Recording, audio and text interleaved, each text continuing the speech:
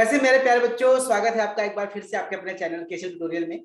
दिवाली की छुट्टियां खत्म और आप सबको छठ की बहुत बहुत शुभकामनाएं। हम लोग आज स्टार्ट करने जा रहे हैं एक सब्जेक्ट एनडीडीएस। हम लोगों ने फार्मेसी प्रैक्टिस इंडस्ट्रियल फार्मेसी खत्म कर लिया है, बचा है एनडीडीएस और इंस्ट्रूमेंटल एनालिसिस।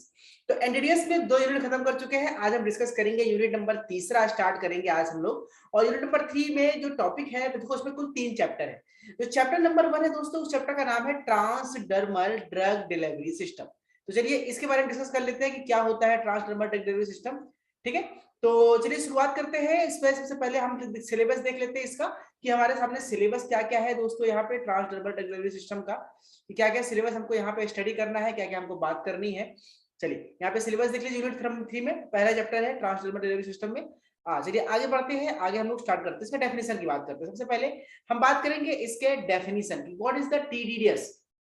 देखिए, जैसा कि आपको चैप्टर के शुरू होने के थंबनेल में दिखा, आप कोई पैच आता है ना, कोई पैच ले लो, कोई स्टिकर ले लो या कोई बैंडेज ले लो, उसको अपनी स्किन पे चिपका लो, यहाँ पे चिपका लो, वहां पे चिपका लो।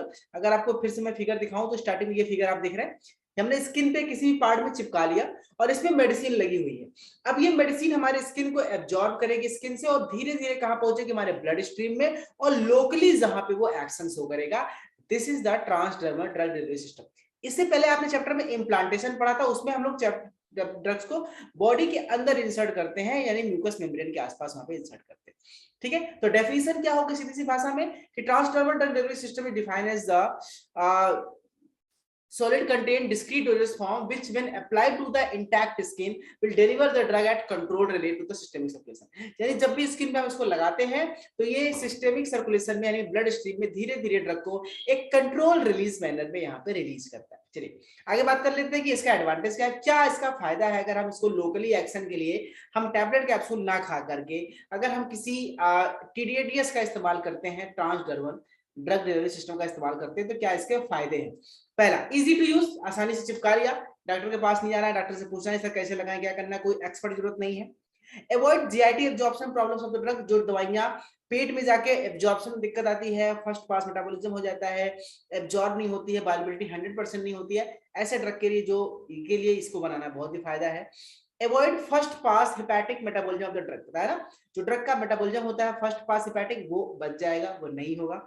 मोर improved and conventional patient compliance, यानी पेशेंट कंप्लायंस बताया कि इसमें पेशेंट को बार बार दवा लेने की दिक्कत नहीं है, पेशेंट भूल गया उसकी दिक्कत, एक बार आपने लगा दिया वो लंबे समय तक कंट्रोल्ड मैनर में ड्रग बॉडी में रिलीज होना शुरू हो जाएगा। Rapid termination in case of toxicity is possible, अगर लगेगी कि हाँ ये दवा नुकसान कर रही है, ये टॉक्सिक हो रहा है, तो तुरंत अपने बैंड को निकाल दिया और तुरंत रिमूव हो गया, यानी कि इसमें टैबलेट नहीं खा लिया तो उसको उल्टी कराना पड़ेगा, कुछ कराना पड़ेगा। रैपिड टर्मिनेशन जो है यहाँ पे पॉसिबल है दोस्तों। आगे हम बात करते हैं सेल्फ मेडिकेशन पॉसिबल, खुद से इस्तेमाल कर सकते हैं, खुद से हम पैसे यहाँ पे लगा सकते हैं। रिड्यूस फ्रीक्वेंसी ऑफ डोजिंग, एक बार आपने पैच लगा लिया, मान लीजिए दवाइयां आप टैबलेट दिन में 3 बार खाते थे, 4 बार खाते थे, 2 बार खाते थे, एक बार आपने पैच लगा लिया, हफ्तों महीनों तक ये लगा रहेगा, तो रिड्यूस डोजेस की फ्रीक्वेंसी जो है यहाँ पे रिड्यूस होगी। Maintenance therapeutic level of 1 to 7 day, 1 से 7 दिन तक इसका असर मेंटेन कर सकते हैं, 7 दिनों तक हमको दवा खाने की जरूरत नहीं पड़ेगी। और कंट्रोल डिलीवरी होती है, यानी ब्लड में लगातार एक निश्चित मैनर के साथ ड्रग जो है वो धीरे धीरे हमारी बॉडी में रिलीज होता रहता है। ठीक है, चलिए आगे हम डिस्कस कर लेते हैं डिसएडवांटेज। भाई फायदे हैं तो नुकसान भी होंगे।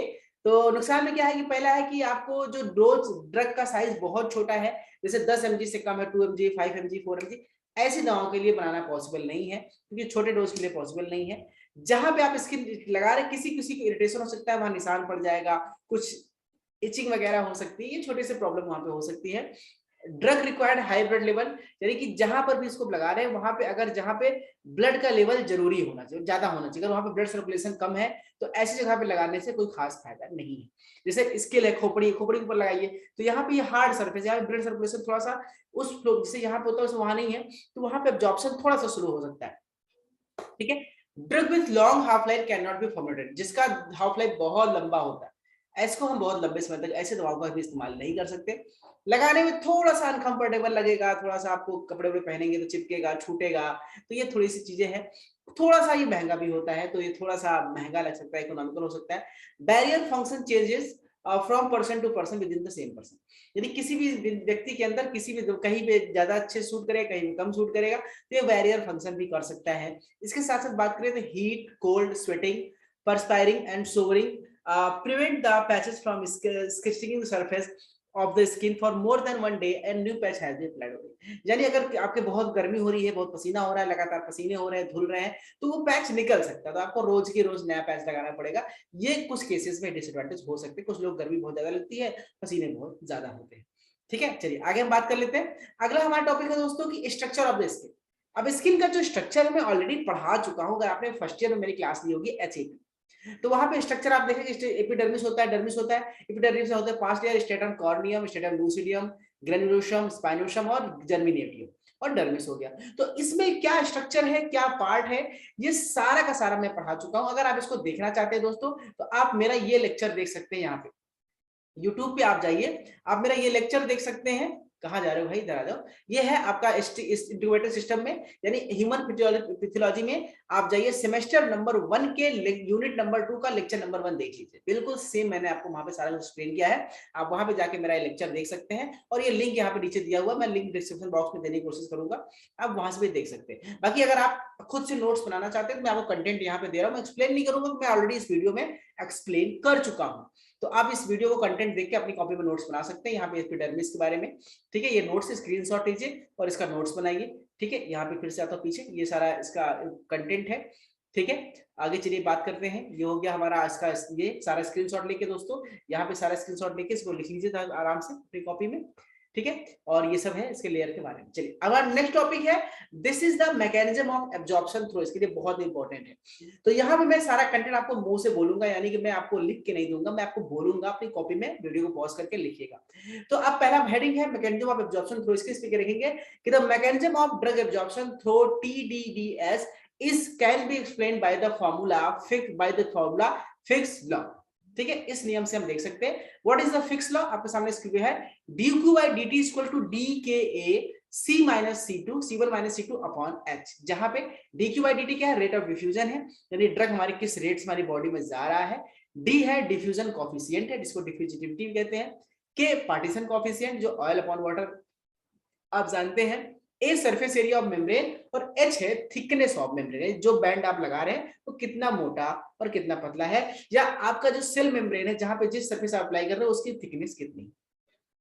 चलिए आपने ये फॉर्मूला लिख लिया, अब आप बारी बारी से क्या लिखें। देखिए आपको समझना क्या है कि जो dq by dt है रेट है, ये देखो d तो छोड़ दो कांस्टेंट है, k और a और c1 माइनस c2 के डायरेक्टली प्रोपोर्शनल है, यानी अपर साइड में है तो डायरेक्टली प्रोपोर्शनल और नीचे है तो इनवर्सली प्रोपोर्शनल। तो जो डायरेक्टली प्रोपोर्शनल किसके के, मतलब कि जो अगर ड्रग का पार्टीशन कोएफिशिएंट ज्यादा है, यानी पार्टीशन कोएफिशिएंट ज्यादा कब होता है, जब ड्रग का नेचर लाइपोफिलिक ज्यादा होता है। तो पहला पॉइंट क्या लिखेंगे, इसको फॉर्मूला लिखिए। अब पहला पॉइंट क्या लिखेंगे मैकेनिज्म में, क्या according to the fix formula the rate of diffusion is directly proportional to the partition coefficient. It means if the drug is more lipophilic in nature then their rate of absorption and diffusion will be high.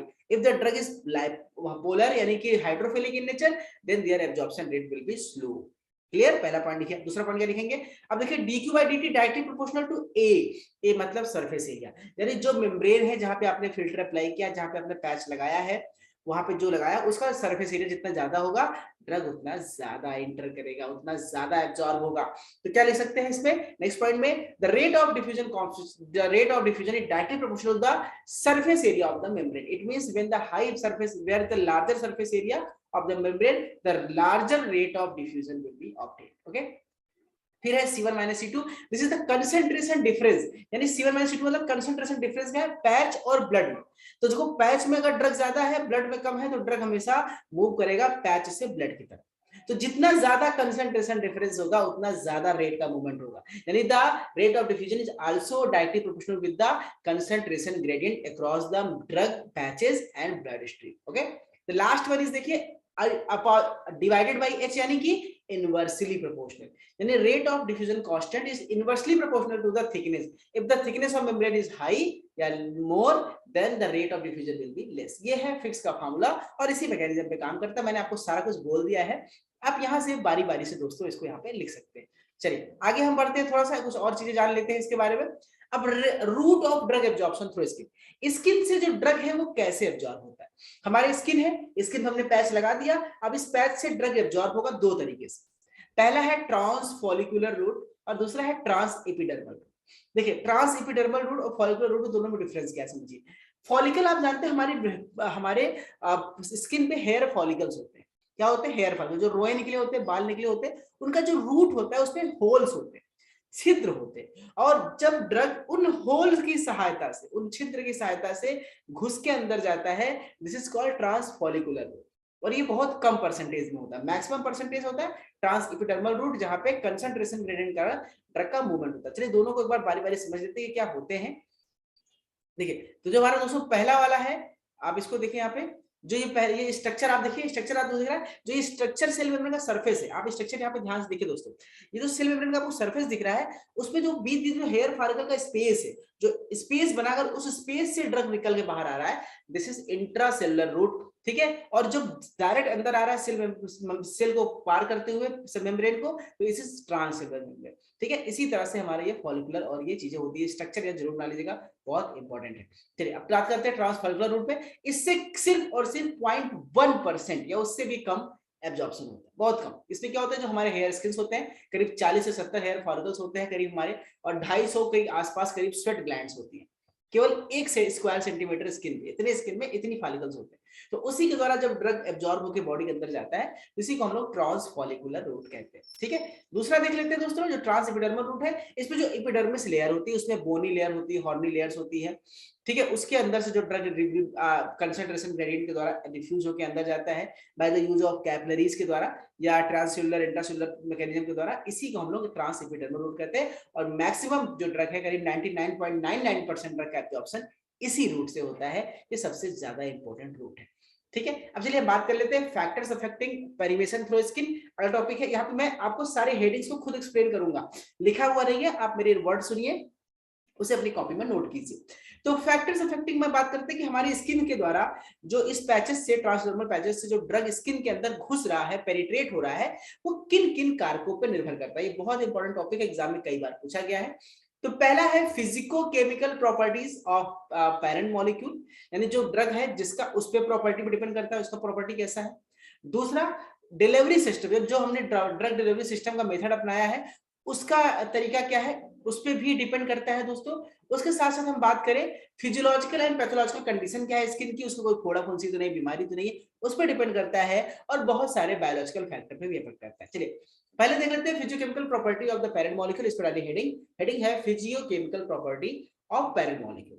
इसमें पहली heading है solubility and partition coefficient. देखिए इस drug की solubility जितनी अच्छी होगी, partition coefficient जितना अच्छा होगा, जितना ज्यादा वो लाइपोफिलिक नेचर का होगा, ड्रग का एब्जॉर्प्शन उतना ही अच्छा होगा। इसमें एक पॉइंट क्या लिखना, हेडिंग है सॉल्युबिलिटी एंड पार्टीशन कोएफिशिएंट। इसमें क्या लिखेंगे कि the solubility of drug is high when they are more lipophilic in nature and their partition coefficient is high, then the rate of absorption of drug is high. Okay, ये पहला point लिखिए।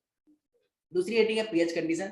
PH condition क्या है, मतलब जिस particular organ में आप उस पैच को लगाने जा रहे हैं उसका पीएच कैसा है। अगर उसका पीएच हमारी बॉडी के, अगर उस ड्रग का पीएच, हमारा जो ड्रग का सोल्यूशन बनेगा वो हमारे ब्लड के पीएच के बराबर है, तो आसानी से ड्रग का मूवमेंट होगा। पीएच पे ज्यादा डिफरेंस होगा तो मूवमेंट भी दिक्कत होगा।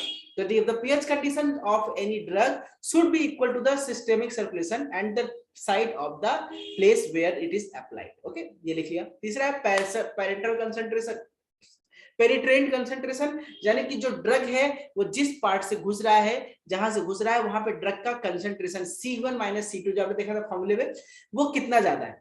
अगर कंसंट्रेशन ड्रग का अधिक है तो ड्रग का एब्जॉर्प्शन अधिक होगा, ड्रग का कंसंट्रेशन कम है तो एब्जॉर्प्शन भी कम रेट से होगा। इसमें लिख सकते हैं कि the penetrant concentration of any drug it depend upon the concentration of drug. If the concentration of drug is high in the transdermal patches then the rate of absorption will be high. चलिए अगला है physico chemical property of drug delivery system. अगली heading उसमें पहला है release characteristic. देखिए release characteristic मतलब समझ आता है कि जो ड्रग है वो किस मैकेनिज्म से रिलीज हो रहा है। वो डिफ्यूजन से रिलीज हो रहा है, ऑस्मोसिस से रिलीज हो रहा है, या वो कंसंट्रेशन ग्रेडियंट से रिलीज हो रहा है, या किस तरीके से रिलीज हो रहा है। तो उसका जो रिलीज कैरेक्टरिस्टिक है उसमें दो चीजें आती है, वो आपका रिजर्वायर सिस्टम में है या मैट्रिक्स सिस्टम में है। रिजर्वायर सिस्टम में है तो एक पॉलीमर फटेगा और ड्रग पूरा निकल जाएगा। मैट्रिक्स सिस्टम में होगा तो ड्रग धीरे धीरे लेयर्स फटेंगे, एक एक ड्रग लेयर फटेगी और रिलीज होगी और लंबे समय तक बनी रहेगी। वो रिलीज कैरेक्टरिस्टिक क्या है इस पे भी डिपेंड करता है ड्रग का पेनिट्रेशन क्या होगा। ठीक है, इसमें क्या लिख सकते हैं कि the release characteristic of drug basically there are two type, reservoir and matrix system. In reservoir system when the polymer is destroyed the whole drug remove it goes into the systemic circulation at one time. And but in the matrix system, the single layer of polymer is destroyed, and the small quantity and fixed quantity of drug released into the systemic circulation. वहां पे आपको ये चीज देखनी है. दूसरा है composition of drug delivery system.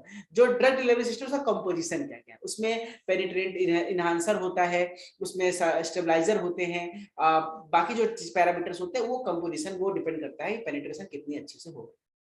और परवेशन इनहांसर पे आपको बताया था कि ऐसे एजेंट्स होते हैं जो ड्रग की डिलीवरी में जो स्किन के अंदर परवेश हो रहा है, पेनिट्रेट हो रहा है, उसको इनहांस करते हैं. They are called permeation enhancer. ये कौन कौन से होते हैं इसको हम आगे डिस्कस करेंगे. तो permeation enhancer are those chemicals which are used along with the excipient and to increase the penetration power of drug into the skin. बस ये आपको एक पॉइंट यहाँ पे दोस्तों यहाँ पे लिखना होगा. चलिए आगे हम बात करते हैं फिजियोकेमिकल एंड पैथोलॉजिकल कंडीशन क्या है. भाई अगर आपका जो ड्रग है वहां पे जिस स्किन पे लगा रहे हैं वहां पे लिपिड फॉर्म ज्यादा है तो ज्यादा पेनिट्रेशन होगा, लिपिड फॉर्म कम है तो पेनिट्रेशन कम होगा. स्किन हाइड्रेशन, वहां पे स्किन की वाटर कंडीशन क्या है, स्किन में कोई कटे फिटे चोट वोट तो नहीं है, बॉडी का टेम्परेचर क्या है, कौन से व्हीकल का इस्तेमाल कर रहे हैं, ऑयली है या वाटर नेचर का है, और स्किन में कोई इंजरी वगैरह तो नहीं. इन सब चीजों से भी फर्क पड़ता है कि ड्रग का पेनिट्रेशन कितना ज्यादा होगा और कितना कम. बायोलॉजिकल फैक्टर में स्किन, भाई बूढ़े होंगे उसकी स्किन थोड़ी सॉफ्ट नहीं होती है, उसमें खुरदरी होती है, उनके मेम्ब्रेन्स थोड़े से डिजेनरेट हो जाते हैं तो पेनिट्रेशन पावर कम हो जाती है. छोटे बच्चे हैं उनके में भी स्किन सरफेस एरिया कम होता है तो पेनिट्रेशन पावर कम होती है. एडल्ट्स में स्किन एज के हिसाब से सरफेस एरिया ज्यादा होता है, स्किन ज्यादा परमेबल होती है, पोर्स ज्यादा बड़े होते हैं तो जो पेनिट्रेशन है वो ज्यादा अच्छे से होता है. Thickness of stratum corneum, skin के जो स्ट्रेटम कॉर्नियम लेयर है वो जितना ज्यादा मोटा होगा रेट ऑफ पेनिट्रेशन उतना ही कम होगा.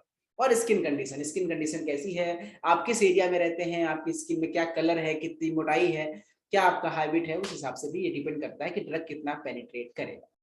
चलिए आगे हम बात कर लेते हैं कि कौन कौन से कंपोनेंट्स होते हैं. मैंने बताया कि जब भी आप जानते हैं एक्सिपिएंट होते हैं, जैसे कि आप कोई ड्रग लेते हैं, मैंने बताया था कि कोई दवा बनाते हैं दो चीजें होती है, ड्रग एक्सिपिएंट, एपीआई एक्सिपिएंट. उसी तरह से जब हम कोई भी टीडीएस दवाई बनाएंगे, टीडीडीएस ट्रांसडर्मल ड्रग डिलीवरी सिस्टम बनाएंगे तो उसमें चार चीजों से मिलकर बना होता है. वो चार कंपोनेंट होते हैं, पॉलीमर मैट्रिक्स जिसके अंदर ड्रग भरते हैं, दूसरा ड्रग, तीसरा परमिएशन इनहांसर. मैंने कहा आगे बताऊंगा. परमिएशन इनहांसर मतलब वो जो पेनिट्रेशन पावर को बढ़ाए, लास्ट वन कुछ और मिला जुला के एक्सिपिएंट. तो चार चीजें होती हैं, चार चीजें मिलाते हैं. तो अगली हेडिंग हमारी है कंपोनेंट्स. तो कंपोनेंट में चारों का नाम लिख लीजिए. चलिए बारी बारी से इनके बारे में देख लेते हैं कि ये होते क्या है दोस्तों. तो जो हमारा दोस्तों पहला वाला कंपोनेंट है, देखो देखिए ये पूरा का पूरा स्ट्रक्चर है. इसमें बैकिंग है, ऊपर से जो लेयर होती है ड्रग है, मेम्ब्रेन है, एडेसिव है, लाइनर. ठीक है, लाइनर आप निकालते हैं और इसको एडेसिव से चिपका देते हैं. स्टिकर निकालते हैं चिपकाने के लिए, वो लाइनर हो गया, उसके ऊपर एडेसिव, उसके ऊपर मेम्ब्रेन, उसके ऊपर ड्रग, उसके ऊपर एक लेयर, उसको बैकिंग कहते हैं. नीचे भी स्ट्रक्चर उसी तरह से बना हुआ, कैसे हम पैचेस निकाल के चिपकाते हैं, ये उसका स्ट्रक्चर यहाँ पे देखिएगा. चलिए बारी बारी से डिस्कस करते हैं कौन कौन से पार्ट है. तो पहला है पॉलीमर मैट्रिक्स. तो पॉलीमर मैट्रिक्स आप जानते हैं कि पॉलीमर का ही बड़ा खेल है. अगर आप बना रहे हैं कंट्रोल ड्रग डिलीवरी सिस्टम या sustained release drug delivery system, ताकि ड्रग हमारी बॉडी में लंबे समय तक बना रहे, तो हम पॉलीमर यूज करते हैं. और पॉलीमर क्या क्या हो सकते हैं, natural, synthetic, semi synthetic. Example आपके सामने है. नेचुरल का एग्जाम्पल है सेलुलोज है, जीटिन है, जिलेटिन है, सिलैक है, वैक्सेस है, प्रोटीन है, गम है, नेचुरल रबर और स्टार्च है. सिंथेटिक का एग्जांपल है polybutadiene, hydrogen rubber, polysiloxane, silicone rubber, nitrile, acrylonitrile, butyl rubber, styrene butadiene rubber, neoprene rubber. ठीक है. कुछ और सिंथेटिक पॉलीमर है जैसे polyvinyl alcohol, polyvinyl chloride, polyethylene, polypropylene, polyacrylate, polyamide, urea, ये सब जो पॉलीमिथिल मैक्राइलेट और इपॉक्सी. एग्जांपल याद कर लेना, एग्जाम में पूछा जाता है, अपनी कॉपी में उसी तरह से लिख लीजिए. चलिए आगे डिस्कस करते हैं हम लोग. दूसरा पार्ट इसका डिस्कस करते हैं ड्रग. तो ड्रग के बारे में आप सब जानते हैं भैया, ड्रग का कुछ प्रॉपर्टी होनी चाहिए. ड्रग वही है जिसका मेन हमारी बॉडी में असर होना है. इसकी जो साइज है वो करीब 1000 डाल्टन से कम होना चाहिए, मॉलिक्यूलर वेट कम होना चाहिए. ड्रग का नेचर हाइड्रोफिलिक और लाइपोफिलिक दोनों होना चाहिए ताकि आसानी से पेनिट्रेट कर सके. और कैरेक्टरिस्टिक देखा जाए तो उसमें मेल्टिंग पॉइंट हमेशा ड्रग का लो होना चाहिए ताकि बॉडी के टेम्परेचर पे ये मेल्ट हो जाए, आसानी से पेनिट्रेट कर सके. इसके साथ साथ जो ड्रग होना चाहिए वो पोटेंट होना चाहिए और इसका हाफ लाइफ बहुत ज्यादा नहीं होना चाहिए. और ड्रग नॉन इरिटेटिंग होना चाहिए, स्किन पे लगाने के बाद ये किसी प्रकार की खुजली या दिक्कत ना करे. परवेशन इनहांसर ये बहुत बड़ी चीज है, ये आपके एग्जाम में जरूर पूछता है, इसे अलग से शॉर्ट नोट. तो ऐसे कंपाउंड जो स्किन में ड्रग की परवेशन को बढ़ाते हैं, बैरियर को तोड़ करके, उसी को हम लोग परवेशन इनहांसर कहते हैं। परवेशन इनहांसर क्या करते हैं हम लोग, बेसिकली डिफ्यूजन सॉल्युबिलिटी इसको बढ़ाने के लिए इसको दिया जाता है। ये बैरियर रेजिस्टेंस को कम करते हैं। What is the barrier resistance? जो ड्रग को स्किन के अंदर घुसने से रोके, उसे कहते हैं बैरियर रेजिस्टेंस। ये बैरियर रेजिस्टेंस को कम करते हैं। ठीक है, इसके साथ साथ में वाटर होता है, पॉलीपायरोलिडीन होते हैं, फैटी एसिड्स होते हैं, अल्कोहल होते हैं और डेरिवेटिव्स, इसमें अल्कोहल, ग्लाइकोल, एसेंशियल और टर्पीन डेरिवेटिव भी मिलाए होते हैं। आगे इसके अलावा सल्फोक्साइड लाइक डीएमएसओ डेरिवेटिव भी, यूरिया और सल्फेक्टेंट भी मिला करके परवेशन इनहांसर बनाए जाते हैं बेसिकली। चलिए अदर एक्सिपिएंट में क्या होता है, जैसे कि क्लोरोफॉर्म हो गया, कुछ सॉल्वेंट लगेगा, क्लोरोफॉर्म, मेथिनॉल, एसीटोन, आइसोफिनोलाइन है, डाइक्लोरोमेथोन है, ये ड्रग रिजर्वायर बनाने में ये सॉल्वेंट की तरह यूज होते हैं। इसके साथ साथ कुछ प्लास्टिसाइजर होते हैं जो इसको हार्ड बनाते हैं, जैसे कि आपका डाइब्यूटिल थैलेट हो गया, ट्राइटिल सिट्रेट हो गया, पॉलीथाइलिन ग्लाइकॉल हो गया, प्रोपाइलिन ग्लाइकॉल हो गया। इससे प्लास्टिसिटी को, ट्रांसपोर्ट पेज थोड़े से कड़े हो जाए, प्लास्टिसिटी बढ़ाने के लिए इसका इस्तेमाल किया जाता है। ये सारे कंपोनेंट की हम लोगों ने दोस्तों बात कर ली। अब हम बात कर लेते हैं फॉर्मुलेशन अप्रोच, कैसे हम बनाते हैं, कितने तरीके से हम ये पैचेस बना सकते हैं, कितने तरीके से हम ये ट्रांसडर्मल ड्रग डिलीवरी सिस्टम को बना सकते हैं। तो इसको कुल बनाने के डिफरेंट तरीके हैं, डिस्कस करेंगे बारी बारी से। चलिए पहला हेडिंग है polymer membrane permeation control drug delivery system. देखिए इसमें क्या होता है, ये पॉलीमर मेम्ब्रेन, इसमें जो पेनिट्रेशन है वो उसको कंट्रोल कौन करेगा, पॉलीमर। यानी हर बात तो समझिए, पैच में एक चीज कॉमन है, एडेसिव जो स्किन पे चिपकेगा, उसके ऊपर पॉलीमर है जिसके अंदर ड्रग भरी। अब वो पॉलीमर पे डिपेंड करेगा कि ड्रग का नेचर कैसा है। तो पहला वाला क्वालिटी है polymer membrane permeation control drug trans delivery dermal drug delivery system.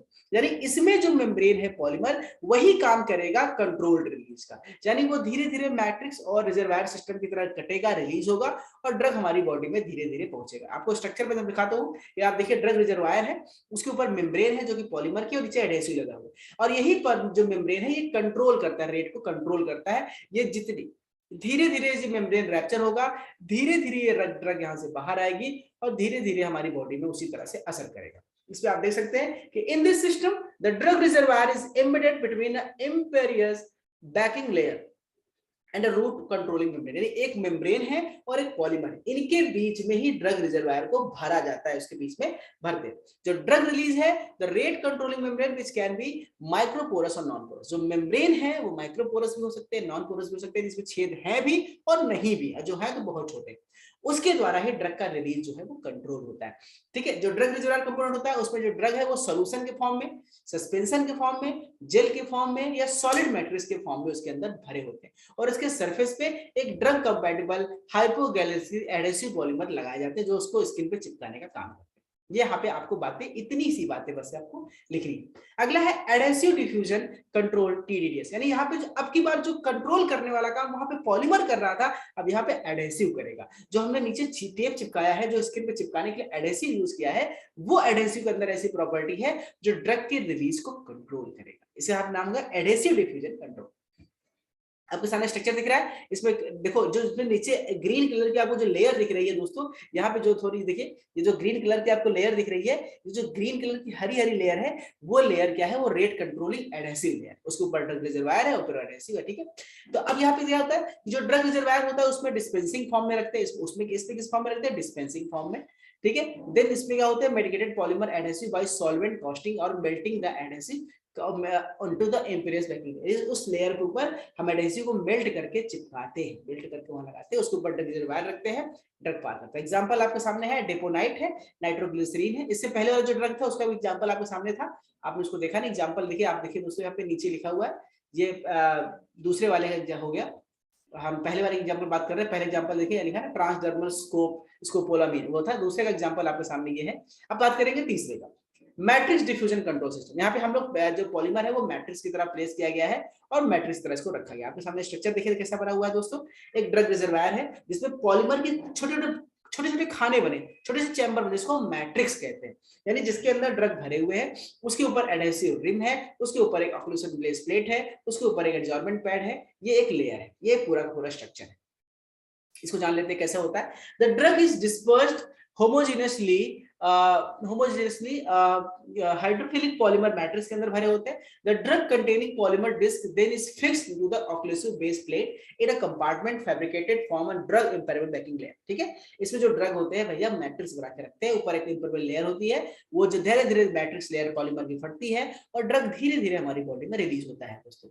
ठीक है, आगे बात लेते हैं। एक चौथा लास्ट टॉपिक है माइक्रो रिजर्वायर कंट्रोल टीडीएस। इसमें एक माइक्रो रिजर्वायर का इस्तेमाल करेंगे। देखिए नाम से लग रहा है कि जो रिजर्वायर है बहुत छोटे, मैट्रिक्स से भी छोटे रिजर्वायर है, इसको माइक्रो रिजर्वायर कहेंगे।